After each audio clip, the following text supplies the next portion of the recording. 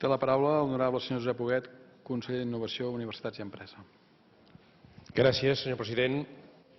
El balanç de les polítiques de suport a la demanda, com vostè mateix ha remarcat, són clarament positius.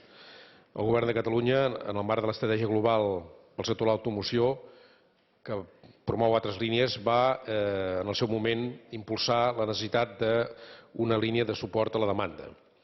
I és per això que a Catalunya conviuen dos plans d'estímul a la demanda: l'adhesió de Catalunya al Plan 2000E per a vehicles de més de 30.000 euros de preu i emissió inferior a 149 grams de CO2, amb una dotació de 15 milions d'euros, o l'equivalent a 30.000 operacions. A hores d'ara, els recursos estatals estan arribant a la seva fi. En canvi, a Catalunya es podran materialitzar entre 5.000 i 6.000 operacions addicionals. Després hi ha el pla AutoCAD per a vehicles de fins a 49.000 euros de preu i emissió superior a 149 grams de CO2, en classificació contaminant Euro 4 o superior, que s'ha dotat amb 10 milions d'euros, que ha facilitat la possibilitat de 20.000 operacions. D'aquestes en queden encara 15.000 possibles de fer. Se n'han fet unes 5.000.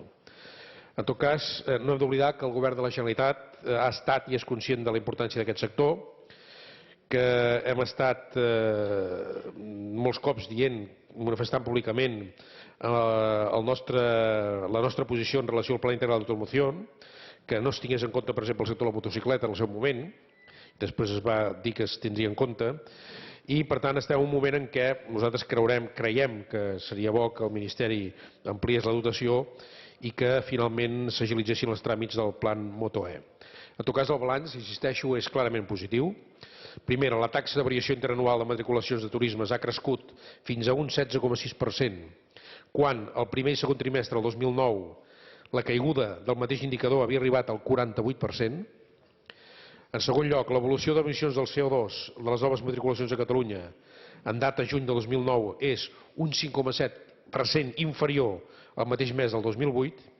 I finalment, l'efecte també psicològic d'aquest programa de suport a la demanda ha representat un increment més enllà dels vehicles que complien les característiques per acollir-se a aquests plans, la qual cosa ha comportat vies d'ingrés també de l'impost de matriculació i mitjançant l'IVA un increment de recaptació per la Generalitat. Per tant, era correcta la nostra posició en relació a aquest programa i el balanç és positiu.